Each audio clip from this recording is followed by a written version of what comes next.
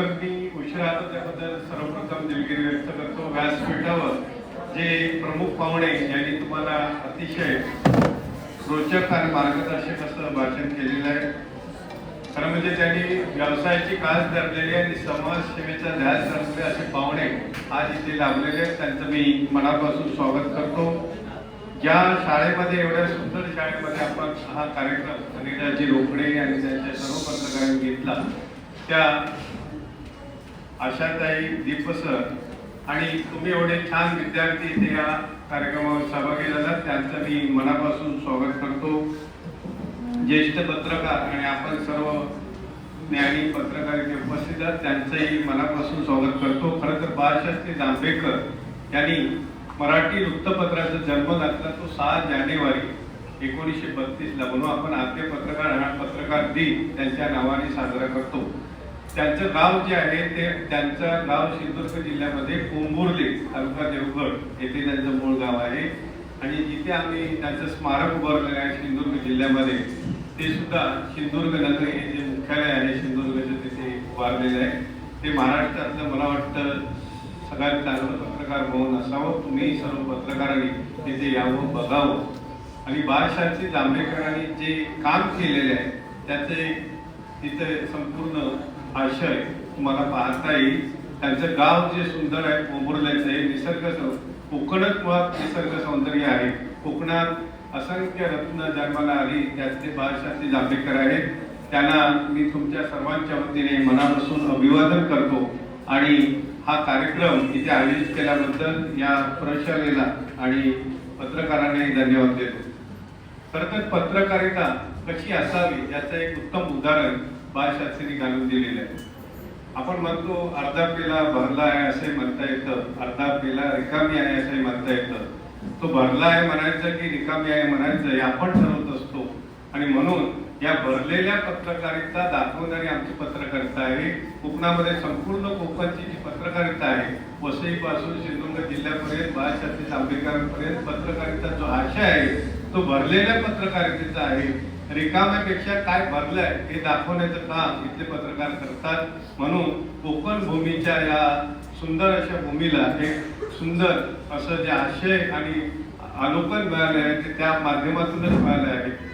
खरं मग स्वातंत्र्य लढ्यामध्ये पत्रकारितेचं महत्त्व तुम्हाला माहिती आहे।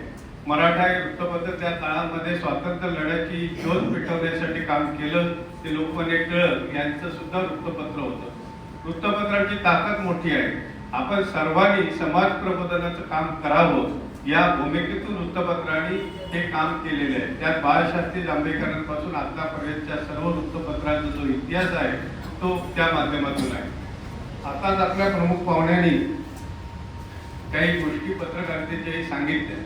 खरं तर समाजामध्ये आपल्या हाताची 5 बोटं काही सारखी नसतात, म्हणजे ती कमी जास्त आपण पाहतो, तसं समाजामध्ये सर्व घटक असतात। चांगले आहेत तिथे वाईट आहे असे सगळे आहेत, तसं पत्रकारितेतही असू शकतात।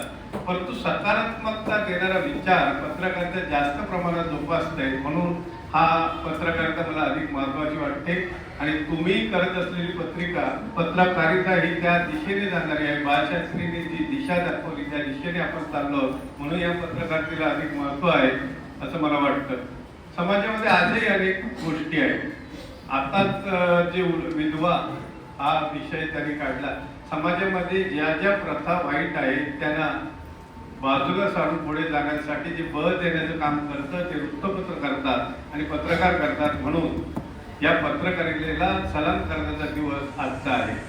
खरं तर या एका शैक्षणिक संस्थेमध्ये आपण आलेलो, आताच नवीन एज्युकेशन पॉलिसी आली, या पॉलिसीमध्ये गुरुकुलात्मक शिक्षण पद्धती असा एक अवलंब केलाय। खरं तर मूळ जी शिक्षण आहे ती गुरुकुल पद्धतच आहे।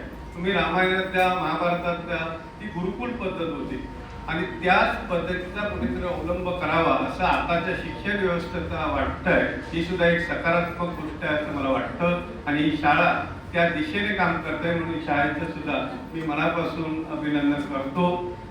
पत्रकारितेचं मूळ आम्ही शोधताना आम्हाला संजय सापडला, जो महाभारतात होता, जो महाभारतात जे घडलं तेच सांगत होता आणि ते धृतराष्ट्र पाहत होता त्यांच्या नजरेने, म्हणजे जे घडलं तर सांगतो तो पत्रकार म्हणून संजयची पत्रकारिता ही सुरुवातीची पत्रकारिता आहे असं मला वाटतं आणि तीच दिशा घेऊन आपण आचार्य बाळशास्त्री जांभेकरांपर्यंत येतो आणि त्याच्या पुढची आपली जी पिढी आहे ती पुढे नेणारी पत्रकारिता आहे.